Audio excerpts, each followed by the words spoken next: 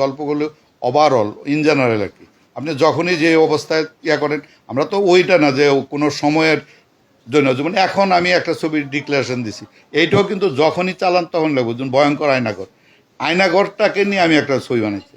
আর ওইটা আমরা তো লাভ ফ্যামিলি ড্রামা ছবি বানাইছি, ফ্যামিলি ড্রামা ইন জেনারেল আপনি যখনই দিবেন, এই ফ্যামিলির মধ্যে গল্প তো সবসময়ই ঘুরপাক খায়। আমার বাবা মার মধ্যে যেই আমাদের ফ্যামিলির সাথে যে, তবে ফ্যামিলির সাথে যেই গল্পটা তখন ছিল এখন আছে, এটা হয়তো কি মডিফাই হয়েছে, আমাদের মন মানসিকতা একটু চেঞ্জ হয়েছে। আর আমি চেষ্টা করি সবসময় মডার্ন টেকনোলজি ইউজ করে একেবারে মডার্নাইজ পিকচারাইজেশন করার জন্য। তার জন্য আমার ছবি আল্লাহর রহমতে আপনাদের দোয়ায়, দর্শকদের ভালোবাসায় আমি চেষ্টা করি সবসময় তাদের মন রক্ষা করার জন্য এবং তাদের এন্টারটেইন দেওয়ার জন্য। রুচির একটা ব্যাপার আছে, কেউ হয়তো 3 বেলাই চাইনিজ খাইতে পছন্দ করে, আবার কেউ 3 বেলাই ভাত খায়, আবার কেউ দুপুরেই ভাত খায়, সকালে রুটি খায়, রাত্রেও রুটি খায়। এটা হচ্ছে আপনার অভ্যাসের ব্যাপার।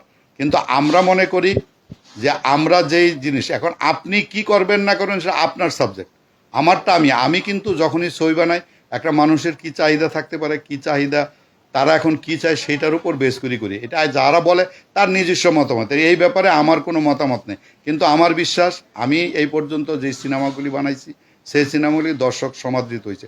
এবং আমার এটা যদি আমি এখন ডিরেক্টর হিসেবে বলি, আমার একটা ছবি কিন্তু ইউটিউবে আছে, ইউটিউবের মধ্যে এর চেয়ে বেশি ভিউয়ার্স কারো ছবি হয় নাই, সেটা হচ্ছে নিষ্পাপ মুন্না, 83 মিলিয়ন। কিন্তু এটাও কিন্তু তার ঠিকানি কথা না, একটা পরিচালক, আমরা তাইলে ওই পরিচালক, আমার ছবি তো তাহলে 83 মিলিয়ন হওয়ার কথা না, সেটা হওয়ার হচ্ছে 3 মিলিয়ন। তা এইটা কিছু না, একটা সিনেমার গল্প বড় ব্যাপার, এখানে গল্পটা যদি আপনাকে টাচ করতে পারে, আপনার হৃদয়ের কাছাকাছি যাইতে পারে। আর পিকচারাইজেশন তো 4টা-5টা শটই আমরা এক একজনে এক একভাবে নিই। একটা ডিরেক্টর তার চিন্তাধারাটা এই শটের নেওয়ার ব্যাপারে তার চিন্তাধারা এখানে অ্যাড হয়, যে যত সুন্দরভাবে ফ্রেম কইরা অ্যাঙ্গেল করে নিতে পারে তার জিনিসটা তত সুন্দর লাগে। আর কিছু না, আপনি ক্লোজ আপ শট কি নেবেন, ক্লোজ আপ শট তো এইটুকুই নেবেন নাকি, এটা নিলে বিগ ক্লোজ হবে। এখন নেওয়ার কারিসীমাটা হয়েছে আসল, এইটার মধ্যে শর্ট তো 4-5টার মধ্যেই আমরা সীমাবদ্ধ, পুরো ছবি তাই থাকে। চুজিংটা আপনার রুচিবোধ, আপনার চাওয়া পাওয়া, এইটা যারা মেনটেন করে সিনেমা বানায় তাদের সিনেমাই দর্শক সমাদৃত। নিষ্পাপ মুন্না বানাইলাম 2013-তে, 2013-তে তো ডিজিটাল মাত্র আসছে, 12-তে বানাইলো আমাদের জাজ মাল্টিমিডিয়া, 13-তে আমি বানাইলাম। আমার ওইটা নিষ্পাপ মুন্না কিন্তু 35-এর ছবি, আমি তারপরে ডিজিটালে কনভার্ট করছি। তাহলে আমি তো এইটাই বই, এটা তো প্রমাণই দিলাম। তা আমি যদি একটু ভবিষ্যতের চিন্তা কইরা না বানাইতাম তাহলে 83 মিলিয়ন হইল কেন? আমি তো আর লেখা দিলেই তো হইল না, এটা তো ভিউয়ার্স দেখছে বলে এত ভিউয়ার্স হচ্ছে।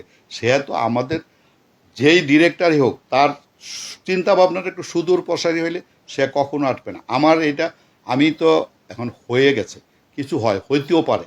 এখন আমি একটা পথে যাইতেছি, পথে যাওয়ার পথে যদি বৃষ্টি হয় আমাকে কিন্তু একটু থামতে হবে, এবং বৃষ্টি যে হইব এটা কিন্তু আমি জানি না।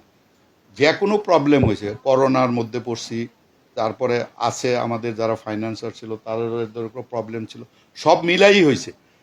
আমার বিশ্বাস, এবং আমি যেটা বলি সেটা আপনারা যদি আল্লাহ বাঁচায় রাখে আপনারা দেখলে পারবেন, আপনাদের মনে হবে যে এটা আমি এখনই বানাইছি ছবি, এই মাত্র 6 মাস আগে বানায়া রিলিজ করলাম, ওই প্যাটার্নটাই আছে।